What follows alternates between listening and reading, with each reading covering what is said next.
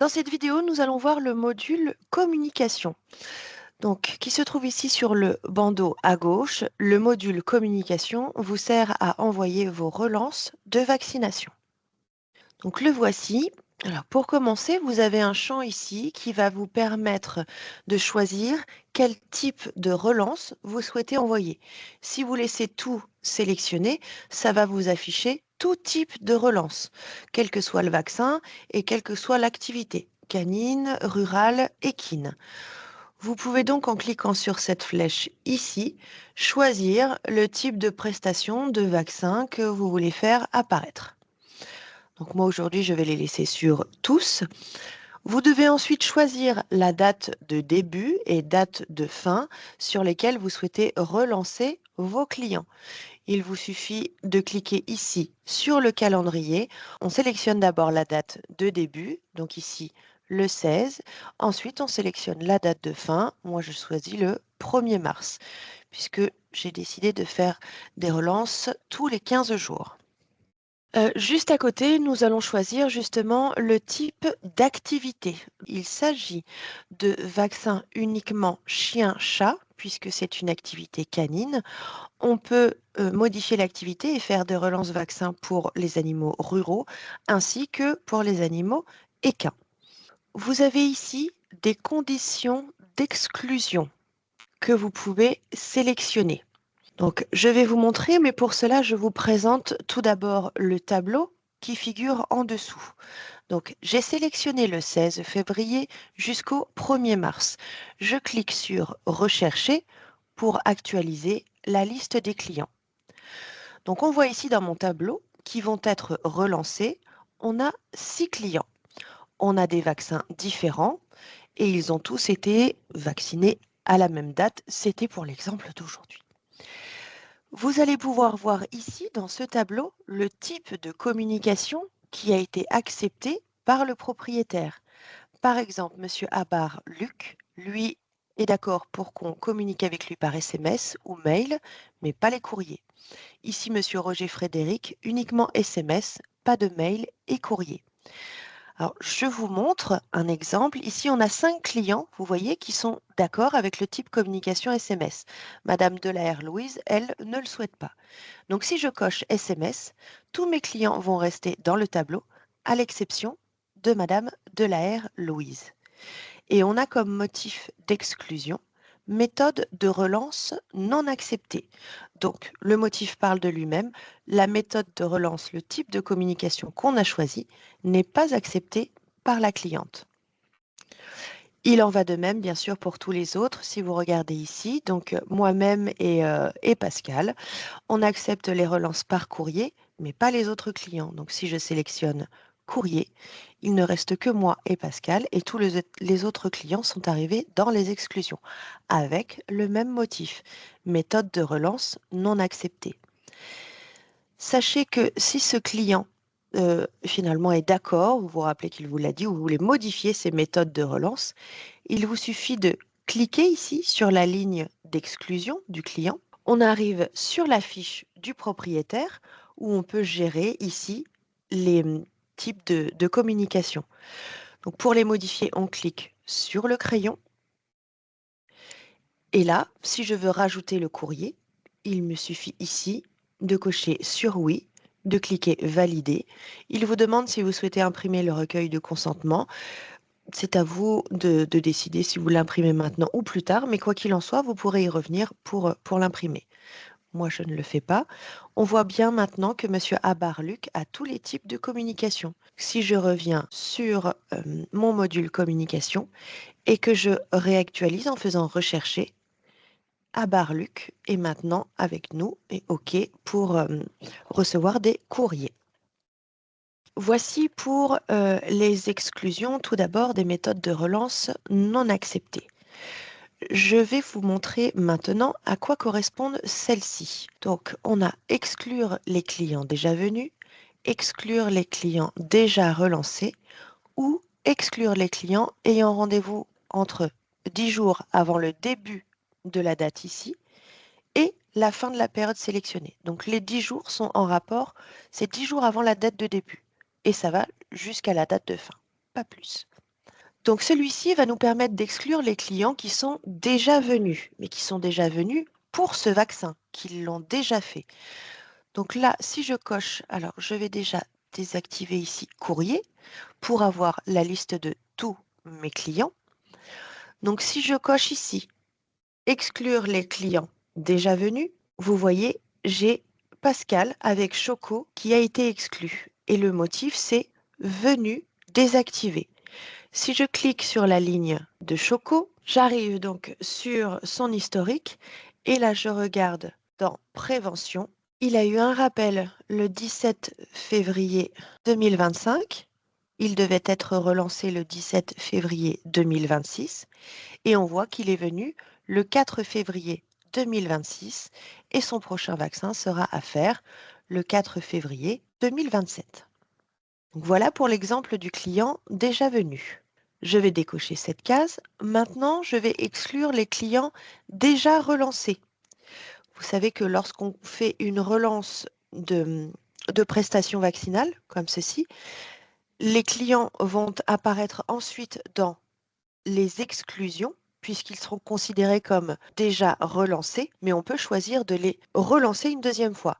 Donc là, si je veux exclure les clients déjà relancés, pour l'exemple, j'ai déjà envoyé une relance à mon nom. Donc si je coche exclure les clients déjà relancés, on voit que je suis exclu.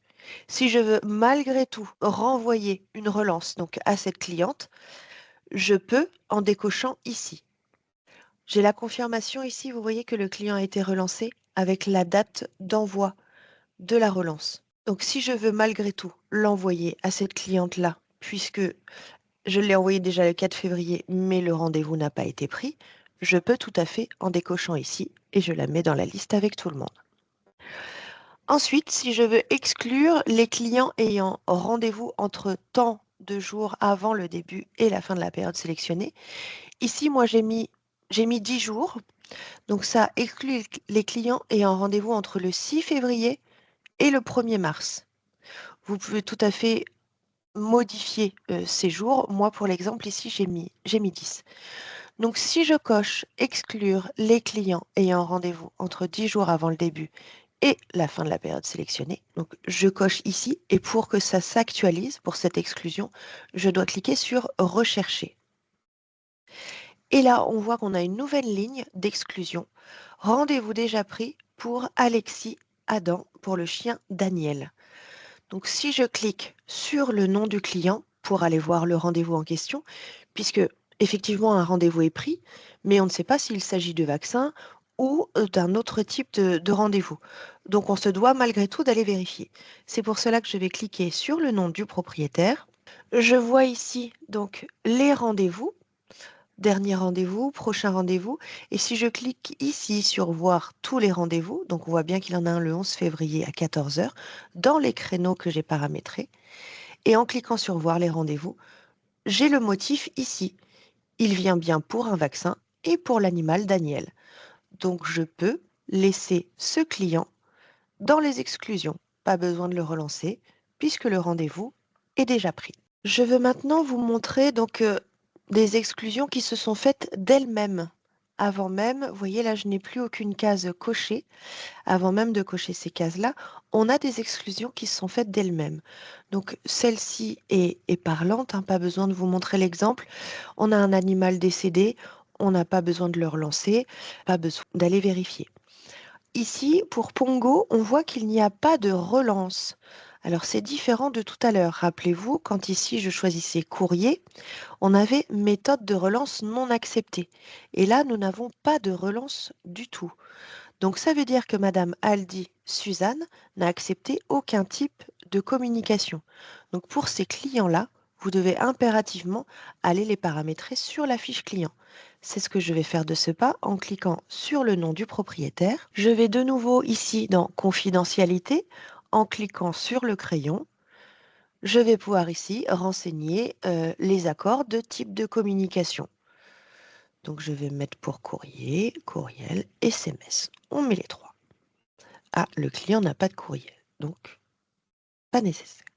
Je valide et on voit ici que pour Madame Aldi Suzanne, deux types de communication sont acceptés. Donc si je reviens sur mon module de communication, je clique sur Rechercher pour actualiser. Regardez, Madame Aldi Suzanne, elle est toujours là.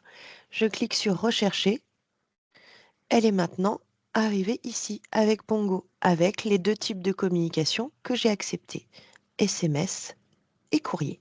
Donc voilà pour le paramétrage, tout d'abord de votre relance, enfin de vos relances vaccinales, puis les finitions, si je puis dire. Vérifier les exclusions, les clients qui n'ont pas besoin d'être relancés et ceux pour lesquels il faut paramétrer les types de communication. Donc là, pour moi, tout est correct. On a juste un animal décédé. Si je veux exclure les clients déjà venus, je peux, je vois que j'en ai un, comme on l'a constaté tout à l'heure, exclure les clients déjà relancés également, et je veux exclure les clients ayant déjà rendez-vous. Ça ne sert à rien de les relancer inutilement. Donc là, on se retrouve avec une, deux, trois, quatre exclusions, que des types différents, et quatre clients que nous allons relancer. Donc maintenant, ça va être à vous de définir par quel biais vous allez les relancer. Puisque par exemple, pour Monsieur Abarluc, lui, il a accepté tout type de communication. Donc ce que je vous recommande, c'est d'utiliser le mail en premier lieu. On va cliquer sur Mail. Donc là, on va avoir deux clients à relancer. Il vous suffit donc de cocher Mail et ensuite cliquer sur Envoyer. Le logiciel vous informera par un message que le traitement est effectué. Une fois que les mails auront été envoyés, bien sûr, ces deux clients-là vont passer en relancé. Si ensuite je veux faire des relances par SMS, je vais cocher SMS. Donc, en admettant qu'on ait déjà envoyé un mail à Monsieur Abar Luc, ici, je n'aurai que Monsieur Aldi, Madame Aldi, pardon, et Monsieur Roger à qui envoyer.